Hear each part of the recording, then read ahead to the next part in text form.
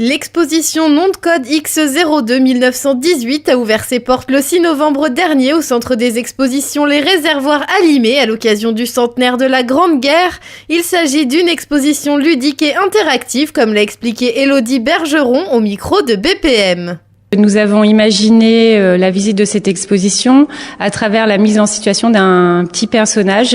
Le visiteur doit décrypter un message secret transporté par un pigeon voyageur tombé dans le jardin d'un enfant à Limay. L'histoire du pigeon est inventée, mais par contre, effectivement, les pigeons voyageurs étaient très utilisés par l'armée pour se passer les messages, tant du côté français que du côté allemand. Et donc, on essaye d'initier le visiteur à la cryptographie française. On doit passer devant les 9 panneaux qui relatent la réalité de Limay et du Mantois pendant la Première Guerre.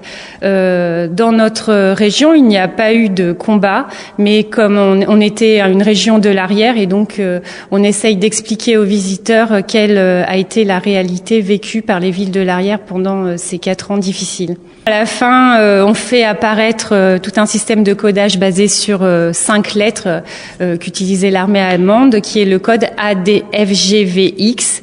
Et donc, on initie le visiteur et on parle du fameux ingénieur Georges Painvin qui a réussi à percer le code secret allemand et qui nous a permis de renverser la tendance et d'aller jusqu'à la victoire.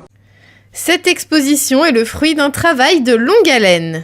Dans l'exposition, nous avons voulu mettre en avant tout le travail réalisé dans notre ville pendant 1 an autour de cette commémoration. Nous avons été labellisés et 600 jeunes se sont investis, ainsi que beaucoup d'habitants de Limay et du Mantois au sein de cette commémoration. C'est pour ça que nous diffusons tous les films réalisés pendant 1 an sur cette thématique. Le film réalisé par les lycéens qui les positionne sur qu'est-ce que signifie la Première Guerre mondiale dans leur vie d'adolescent aujourd'hui. Le film de la classe de CM1 qui a été lauréat du prix académique des petits artistes de la mémoire. Et aussi tous les ateliers qui ont eu lieu sur la ville, l'atelier d'écriture et l'atelier autour du monument aux morts. En parallèle, nous mettons en valeur 2 bases Internet auxquelles nous avons collaboré.